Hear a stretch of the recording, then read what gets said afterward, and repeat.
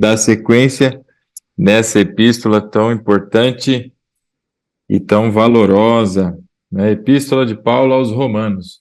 Semana passada, meus irmãos, nós começamos, não é? E fizemos ali um breve momento de introdução da intenção, não é, da epístola, um momento aproximado, segundo aí os estudiosos, não é, as pessoas que têm essa habilidade para fazer a datação, não é, do texto, de quando foi escrito, e vimos que, não é o que a maior parte dos estudiosos afirma, ela foi escrita ali entre, não é, os anos de 55 e 60 depois, não é, do Senhor Jesus. Então, o apóstolo Paulo, ele escreve esta que é também considerada a primeira das suas epístolas. Há quem também afirme que seja Gálatas, tem, não é? Aí é aquele monte de pressupostos por conta aí de datação, dos temas, da evolução daquilo que se discute, não é? Mas o fato que é irrefutável, não é? É que nós temos aqui nessa epístola um arcabouço, não é? Doutrinário, teológico, muito aprofundado, muito forte, sendo o maior, não é? Dentre os livros aí do Novo Testamento. E é muito nesse sentido, não é? Que aí é da minha parte, penso eu, ser de fato essa a primeira das epístolas, não é? Não só por conta dos estudiosos, mas pela necessidade percebida pelo apóstolo Paulo, não é? De que as pessoas compreendessem o evangelho, não é? Compreendessem a mensagem do evangelho. Então aqui é como se todo esse conteúdo doutrinário que ele segue até praticamente o capítulo 12 dessa epístola, né, é um conteúdo bastante denso, tenha sido, não é, entregue e registrado como a intenção de que as pessoas conhecessem, não é? Está se destinando aqui aos gentios, não somente aos gentios, mas todos os que habitavam ali a cidade de Roma, não é, para que compreendessem a obra de Cristo, não é, a ação toda e o benefício. Por isso, como falamos na semana passada, pelo menos 3 grandes divisões que são apresentadas nessa epístola, que é exatamente aquela catástrofe, né, a ruína do pecado, a esperança em Cristo, não é? E a partir daí a transformação que vem, não é, a partir dessa nova vida em Cristo Jesus. E nós vimos alguns elementos na semana passada e discursávamos aí, inclusive, sobre a necessidade da atenção ao conteúdo doutrinário para que a gente consiga, não é, fazer a leitura correta, não é, ter essa perspectiva holística do texto sagrado e não sermos levados, conduzidos por ventos aí de aproveitadores ou até mesmo de gente que na sua condição aí de não ter ainda, não é, compreendido adequadamente o texto sagrado, tenha propagado aí informações equivocadas, não é? E comentei, inclusive, na semana passada sobre um cantor, que eu aprecio bastante o seu trabalho. Num das suas lives aí, ele fez algum comentário sobre sofrimento, e nós vimos alguns textos que vão exatamente ao contrário daquilo que ele estava pregando, não é? E numa das suas falas ele dizia, olha, eu acredito que Deus não faria tal coisa. E tem um versículo expresso, sendo Deus a falar com uma pessoa, que ele faria exatamente o que ele disse que achava que Deus não faria. Então é divertido essas coisas, porque nós precisamos nos atentar ao texto sagrado, e tão somente nele, não é? Então hoje, na sequência aqui da epístola, nós vamos nos concentrar aí dos versos de 1 a 7, não é? Que é exatamente esse início da epístola, e para que a gente tenha a correta e compreensão, não é, da epístola, e todos os textos aqui sejam avaliados, não é, e entendidos pelo prisma correto aqui, não é, da palavra, e não pelo vento de doutrinas, ou tampouco porque o teólogo A, B ou C, não é da minha ou da sua preferência, não é a questão, mas a questão é o que diz o texto sagrado, é isso que importa no fim das coisas, né? E no fim das contas. Então, há pelo menos 5 grandes conceitos presentes nessa epístola para a gente prestar atenção, né? O primeiro deles, e latente já do capítulo de 1 a 3, é a questão do pecado. É exatamente a problemática, não é, que a humanidade tem. É um problema insolúvel para o ser humano, se não por intervenção do Senhor, que é exatamente a esperança que vem, e ela é descrita nos capítulos seguintes, não é? E é o próximo tema presente, que é o tema da salvação, onde nós entendemos o que é salvação, e a partir ou à luz desse texto aqui aos Romanos, nós conseguimos, inclusive, não é, refutar uma série de pensamentos que são muito fortes e presentes nos dias de hoje, no que se refere aí à salvação. Não só se perde ou não, mas também como ela é adquirida, como é que nós, não é, passamos a ter a salvação, que são bastante relevantes aí para todos aqueles que estão em Cristo, essa compreensão, e porque é a base de tudo, não é? É o caminho, é a entrada, como nós entramos e participamos, não é?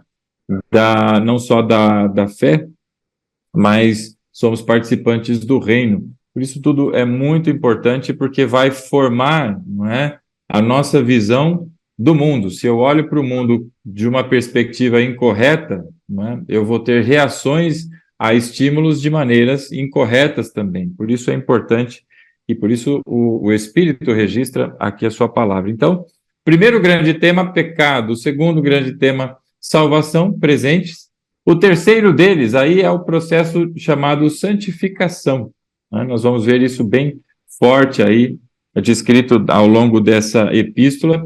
E a temática que, no meu julgamento, aqui é da minha parte, que ela é tônica para essa epístola, é a soberania, é o tema da soberania de Deus. E nós vamos falar um pouco sobre isso hoje. E, por fim, o quinto grande tema, que nós vamos encontrar dos capítulos de 12 até o fim da epístola, é a questão do serviço, o culto, não é? A diaconia, como ela é feita, não é? Ou seja, é o reflexo, é a transformação, não é? A etapa final dessa epístola. São 5 grandes temas aqui para que a gente observe, não é? E para que a gente consiga fazer a leitura e entender, não é? Segundo aquilo que está nas Escrituras, há alguns conceitos que nós precisamos de largada, não é? Ter alinhados para não haver dúvidas, não é? Porque é muito comum, se você está com um conceito errado, não é? Quando diante de uma informação, você ter dúvidas se aquilo de fato tem, não é? A intenção de entregar determinada mensagem. Então, o alinhamento do conceito é muito importante. Bom, e o primeiro conceito que é importante que a gente faça aqui o alinhamento é sobre a soberania de Deus, não é? Isso não é só Paulo na sua epístola quem fala, mas Isaías fala da soberania de Deus, os Salmos falam sobre a soberania de Deus, a Bíblia inteira fala sobre a soberania de Deus. E a soberania, não é, representa poder absoluto. Deus, inclusive, não é conhecido como o grande El Shaddai, que quer dizer o Todo-Poderoso. Ele detém todo o poder. E a Bíblia fala em Hebreus, não é, que ele sustenta o universo com a sua palavra de poder. Então, todas as coisas foram feitas por meio dele, não é? E para ele, ou seja, ele é o soberano. Isso quer dizer que só o Senhor alcança e detém a posição mais alta de todos, por isso que ele é chamado o Altíssimo. Não quer dizer somente que ele é o Altíssimo, quer dizer que ele é o Altíssimo. Mas soberano quer dizer que ele governa e que ele dá ali a ordem, não é? A todos aqueles que estão debaixo dele, e não há resistência ao seu comando, não é? Não há quem possa impedir o mover de Deus, não é? Agindo Deus, quem impedirá? O princípio, então, da soberania é a regência absoluta nas mãos de Deus. Então, nós encontramos inúmeras situações da Bíblia, não é? tratando exatamente sobre essas condições. Então, soberania se refere ao domínio absoluto de Deus e o exercício. Deus não é só o maioral, o superior, acima de tudo e de todos, mas ele também faz uso, ele exercita o seu domínio. Então, não há nenhuma questão ou trava que impeça o Senhor de agir, não é? Então, há bastante cuidado quando de algumas afirmações que Deus não pode, Deus não faz, Deus não faria e coisas assim, porque ele é o soberano, não é? Segundo a sua vontade, ele faz todas as coisas. Então, ele tem poder, ele tem domínio e ele exerce poder e domínio. Não só tem, mas ele exerce. Então, a história da humanidade inteira é marcada, não é, pelo exato exercício da soberania de Deus. Num determinado momento, Deus, segundo a sua vontade, levantou para si um povo. Deus levantou uma nação a partir de um homem segundo a sua vontade. Não foi Abraão, não é? Que ainda Abrão se levantou para Deus e falou: Senhor, eu me candidato aqui. Mas Deus foi lá e o levantou, não é? E assim a sequência de toda a história da humanidade, inclusive a criação, não é? Ninguém foi lá e pediu: oh, me cria aí, por favor, estou a fim de ser criado, não é? Mas tudo tem origem na vontade de Deus, no seu domínio, e a partir disso, todas as coisas obedecem o seu comando, todas, não é? Inclusive, não é, os poderes e potestades desse mundo tenebroso que exercem domínio segundo aquilo que é determinação de Deus. Isso é bastante claro, por exemplo, já citamos em algumas situações, no livro de Jó, não é? Isso fica bem presente no início da narrativa do livro de Jó, que vai tratar exatamente sobre essa soberania de Deus, não é? Onde a convocação, e todo o corpo celestial atende à convocação, os comandos e limites que são impostos, e tudo obedece segundo o comando de Deus. Então, primeiro princípio, que é regência aqui, para que a gente consiga compreender, chave para compreender o texto de Romanos: soberania de Deus, e é soberania absoluta. E é por isso que a gente, em vários momentos, diz que, apesar de nós, não é, Deus é fiel, porque ele está exercendo soberania, não é? Ele é fiel à sua palavra, ele é fiel ao propósito que ele pôs, não é? Ele é fiel, além da sua palavra e ao propósito, àqueles a quem ele deu a sua palavra. Então, agora, não é? Quando nós olhamos, por exemplo, falamos de Abraão há pouco, no capítulo 15 de Gênesis, nós vamos encontrar ali Abraão com bastante dúvida. Será que eu vou ser pai de uma grande nação? Eu estou velho, minha esposa é velha, as coisas não acontecem, já faz um tempão que Deus falou comigo e nada acontece. E Deus manifesta ali, através, não é, de um sonho de Abraão, essa visão que ele tem entre aqueles animais cortados ao meio e aquela tocha fumegante passando, aquele fogo que passa por ali, né? Aquilo ali é Deus afirmando, não é, a Abraão que ele mesmo há de cumprir, apesar de Abraão, as suas promessas. E ele é aquele, não é, que há de passar por aquele sacrifício para o cumprimento da sua palavra, não é? Abraão não passa junto com aquela tocha fumegante, mas aquilo é uma teofania, uma manifestação de Deus que é dada, não é, em visão, naquele sonho que teve ali Abraão. E se você notar o texto bíblico, quando ele acorda, as dúvidas já foram embora. Ele já não tem mais dúvidas, porque Deus foi lá e mostrou a Abraão de uma maneira que ele pudesse compreender. Então, soberania, esse primeiro ponto aqui que nós precisamos deixar bastante claro, e que parece que para alguns é meio óbvio, né, pastor? Soberano, soberano, né? O soberano, que é um dos títulos, talvez, para reis aqui, né? O soberano da Grã-Bretanha lá, que é o rei e tudo mais. Ok, só que aqui eles têm limites, não é? Ele tem limites segundo leis, segundo fronteiras geográficas. Deus é o soberano do universo, ele não tem limites, para ele não tem limite. E se não há limite, não é? Não há nada que possa impedi-lo, inclusive nenhum de nós, né? Temos capacidade de impedir o mover de Deus. Então, isso é bastante importante que se entenda. O princípio da soberania, não é? Ele é soberano, não só porque detém o poder, detém a autoridade, mas porque exerce também este poder e exerce essa autoridade.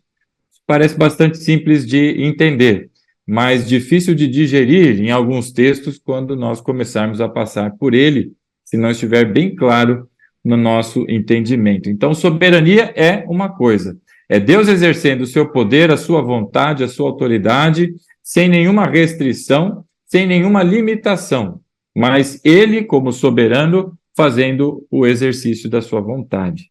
Ok? Até aqui, né? O segundo princípio que é muito importante que a gente entenda, e que este tem bastante confusão, e aqui o alinhamento para que quando tratarmos sobre ele, e aqui respeito quem pense diferente, não é uma imposição de coisas, mas é para que se entenda, não é, a descrição, não é, do termo, que é bastante e amplamente utilizado, só que utilizado da forma incorreta, no que se refere, não é, à compreensão do seu valor e principalmente do seu significado. E eu me refiro ao livre-arbítrio. Nós já falamos aqui em algumas vezes em outras epístolas, não é? E que parece ser a contraposição, não é? A criançada está animada aqui. É a contraposição daquilo que é a soberania. Enquanto existe um Deus soberano, não é? Que exerce o seu domínio e autoridade, existe do outro lado, parece ser, nós vamos entender o que é isso, o livre-arbítrio, não é? Esse arbítrio, se você perguntar para 10 pessoas, eu me arrisco aqui a dizer que 9 delas, se não as 10, dirão a você, não é? Que livre-arbítrio é a sua faculdade de escolha. Eu posso escolher, não é? Eu escolho, então eu tenho arbítrio, eu sou livre para escolher, não é? E livre-arbítrio, no sentido bíblico, pode ser que livre-arbítrio ou arbítrio tenha este significado para o mundo e para outras situações. Mas no contexto bíblico, o que se refere a livre-arbítrio não é a faculdade da escolha, porque escolha todos têm. Todos têm. As pessoas vestem roupas, eu brinquei no início aqui que meu tio está vestido aí com a sua blusa na cor verde aí, né? Certamente ele olhou no armário e escolheu a cor verde. O Fábio escolheu botar a foto dele assim, com essa pose, né, de homem sério, bravo e tal, não é? E assim, são as escolhas que são feitas pelas pessoas. Faculdade de escolha é uma coisa, livre-arbítrio é outra. Por isso gera bastante confusão, por isso gera muita discussão e as pessoas não entram, não é, em acordo no seu entendimento. Para que a gente entenda o que é livre-arbítrio, a gente precisa voltar ao homem na condição de pré-queda, antes da queda, não é? Antes do problema ali de ter ali cedido ao pecado, não é? Então, livre-arbítrio, meus irmãos, nós precisamos entender que não se refere às escolhas, porque as escolhas são feitas, mas livre-arbítrio, no sentido que ele é proposto, é a capacidade de que se vá contra a própria natureza. É a capacidade, por exemplo, de um rio que está numa descida, em vez dele descer, ele começar a subir, não é? Então, nós entendemos aqui que pela lei da física, não é se bem que parece que tem região que isso acontece, mas a água na descida, ela vai, no declive ali, ela vai descer, ela vai escorrer para baixo, blá, blá, blá, e ela não volta, né? Então, livre-arbítrio é a capacidade de ir contra a sua natureza. E isso nós vemos presente em Adão. Porque Adão foi criado, não é? Segundo a palavra de Deus, foi criado em bondade. E ele tinha pureza. Boa refeição aí, meu irmão.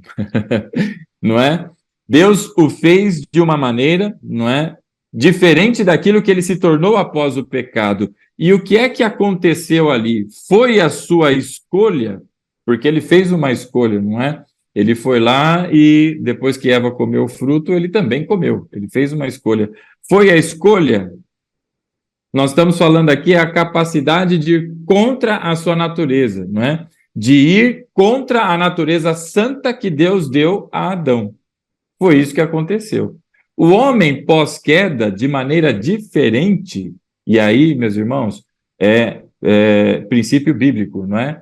O homem pós-queda, ele não tem capacidade de ir contra a sua natureza. E de onde a gente tira essas afirmações? Nós vamos ver presentes aqui nesse texto de Romanos em vários momentos, principalmente concentrados nos 3 primeiros capítulos. Onde está aí a incapacidade do homem? A Bíblia diz que todos, não é, pós-queda, eles são escravos do pecado. E o sentido de escravidão é exatamente esta. Ele tem um senhor, não é? Ele tem uma força que no capítulo 6 em diante ali, o apóstolo Paulo, do 6 e 7, ele vai dizer que ele percebe esse poder, essa força dentro dele que age contra, não é, aquilo que é o seu entendimento, a sua vontade, e esse domínio que o pecado tem sobre aqueles que não estão, não é, em Cristo, que não nasceram de novo, é um domínio exercido de maneira a impedir a pessoa de que faça outra coisa senão caminhar no caminho do pecado.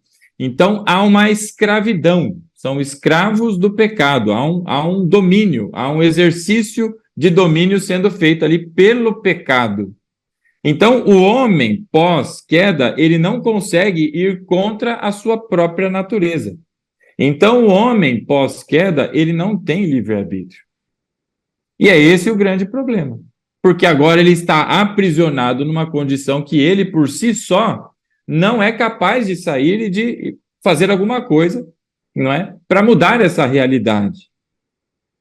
É por isso que a Bíblia, aqui em Romanos, no capítulo 5, nós vamos encontrar, não é, o apóstolo Paulo fazendo um comparativo de Adão e Jesus, não é? Por quê? Porque Jesus, ele nasce de uma maneira diferente que a nossa, e a condição de Jesus é a condição que tinha Adão antes da queda. A sua humanidade é semelhante à de Adão antes da queda. Por isso que ele é chamado de último Adão. Porque ele nasce sem a influência do pecado que nós temos. Ele não está debaixo da escravatura do pecado.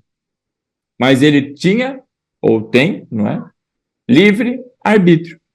Que é o quê? A capacidade de ir contra a sua própria natureza. Mas não o fez. Por isso que a Bíblia diz, não é, que nós temos um grande sumo sacerdote, capítulo 4 de Hebreus, que passou por todas as coisas que nós passamos, mas sem pecado, ou seja, não transgrediu a lei, não foi contra a sua natureza. É por isso que é equiparado ali Adão com Jesus. E se você notar nos evangelhos, não é?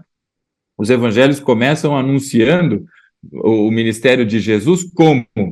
Como é que ele começa? Se não indo para o deserto para ser tentado, ali isolado para ser tentado. Qual que é a intenção que os evangelistas tiveram de demonstrar, não é, que Jesus foi tentado no deserto?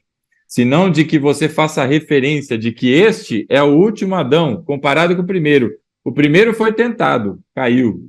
O segundo, não é, o último Adão, ele foi tentado, mas sem pecado. É essa a intenção da comparação. E no capítulo 5 aqui de Romanos nós vamos ver isso. Então, para que a gente tenha alguns exemplos acerca da questão da soberania de Deus versus livre-arbítrio e versus a vontade que desejo, escolha, faculdade de escolha, que são coisas diferentes e que se misturam porque fazem parte, às vezes, de uma mesma situação, mas é importante que você tenha isso separado na sua mente. Eu queria que nós fizéssemos a leitura de alguns textos, e ainda não sobre Romanos, é que esses princípios precisam estar bem alinhados para a gente seguir, não é? Eu queria que nós lêssemos, por exemplo, não é? O livro de Atos dos Apóstolos, no capítulo 4. Nós vamos encontrar aqui essa referência, não é? A questão da soberania de Deus. Por exemplo, capítulo 4 de Atos dos Apóstolos. Siga lá comigo aí o livro anterior aí aos Romanos, né? Vamos lá fazer essa leitura, meu irmão.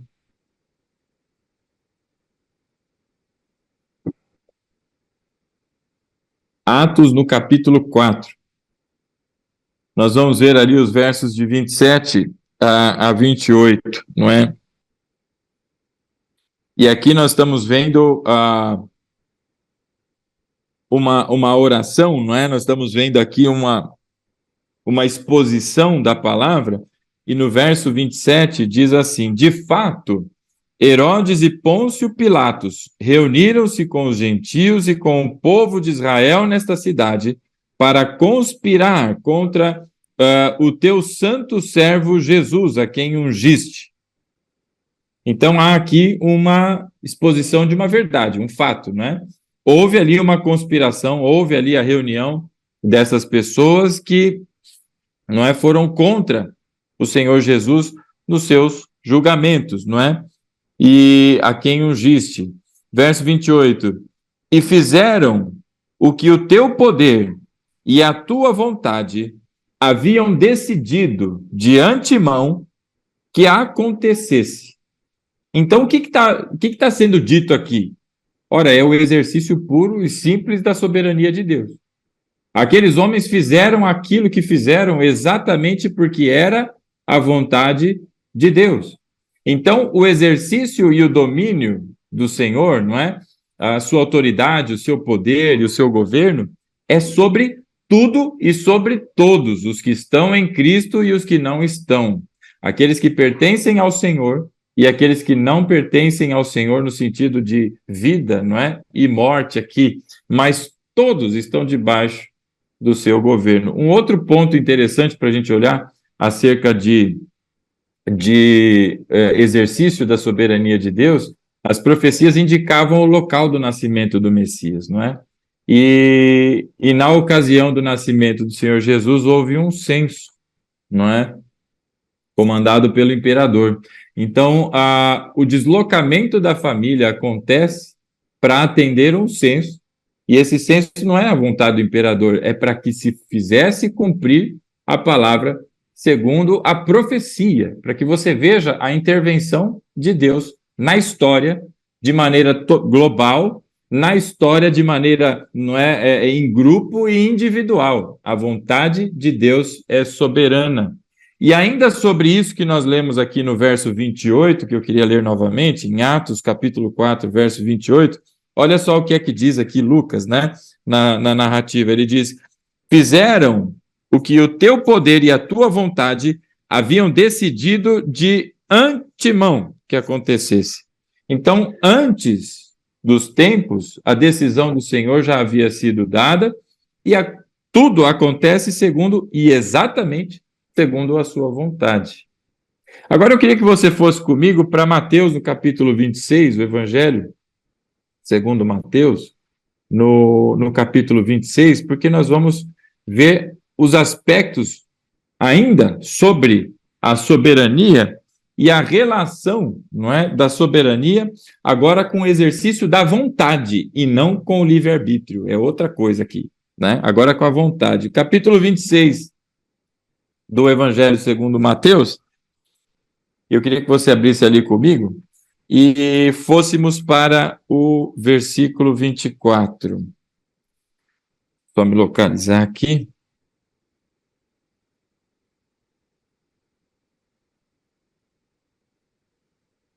O momento ali é a ceia, não é? Aquela quinta-feira que antecedeu aí a crucificação.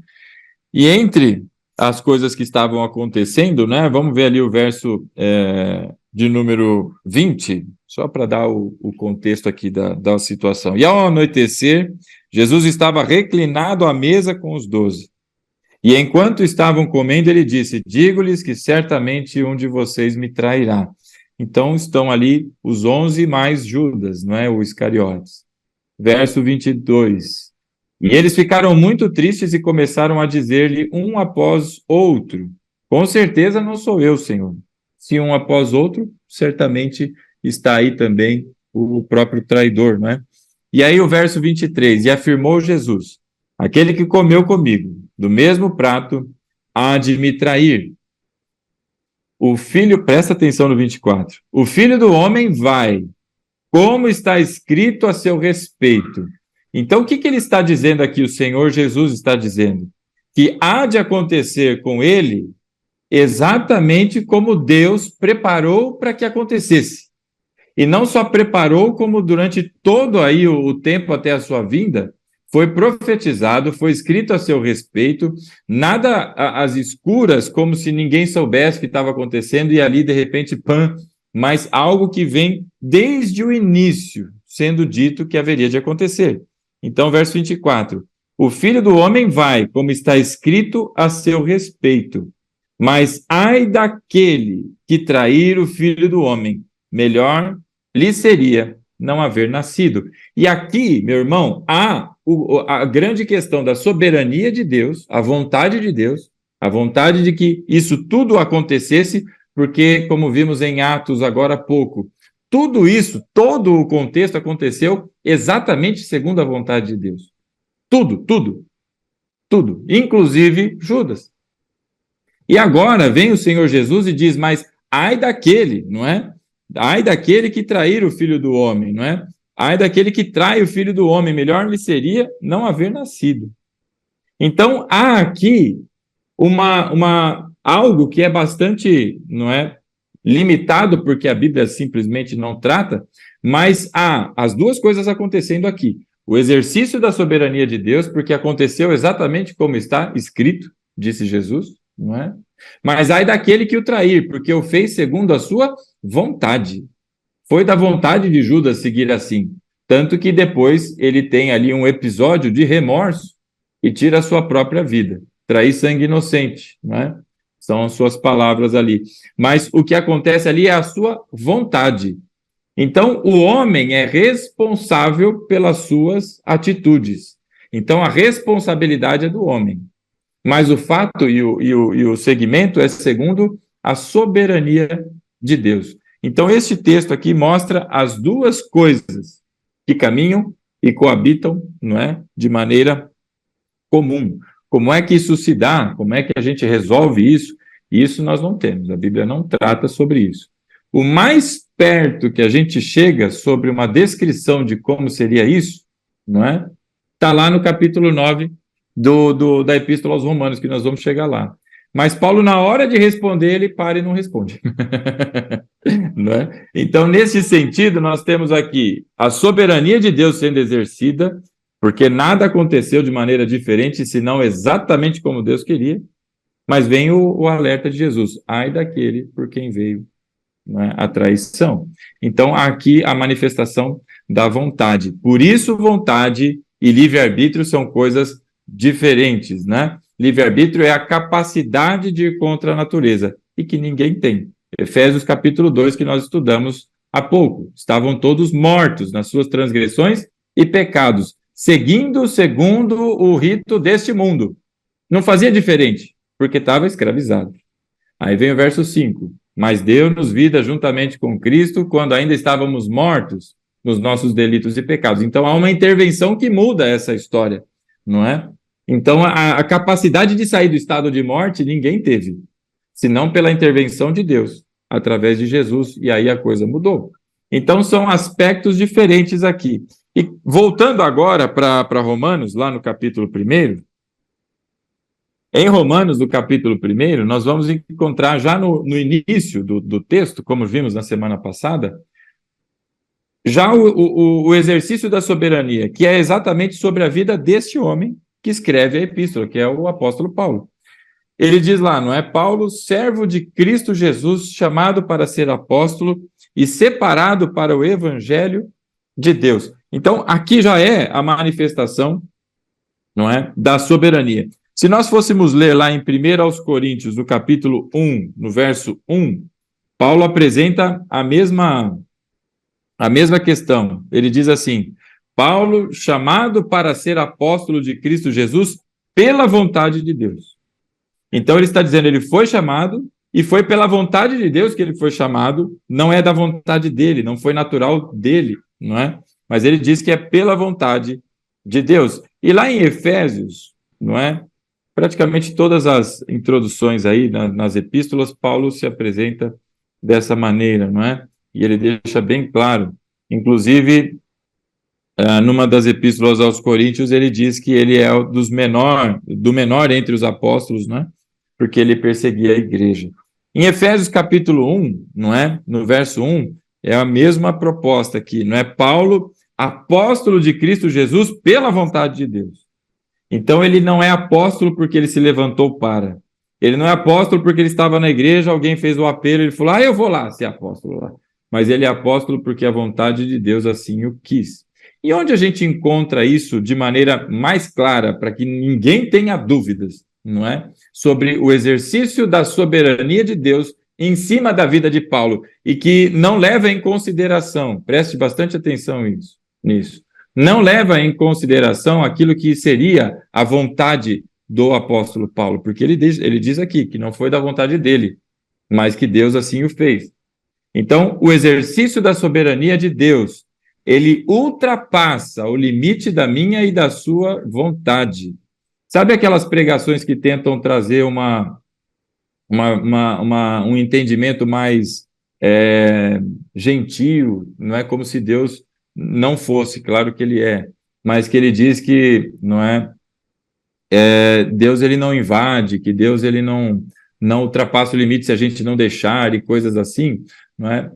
É o tipo de entendimento infantilizado de algo que não se atenta, por exemplo, à vida do próprio apóstolo Paulo. Um dos maiores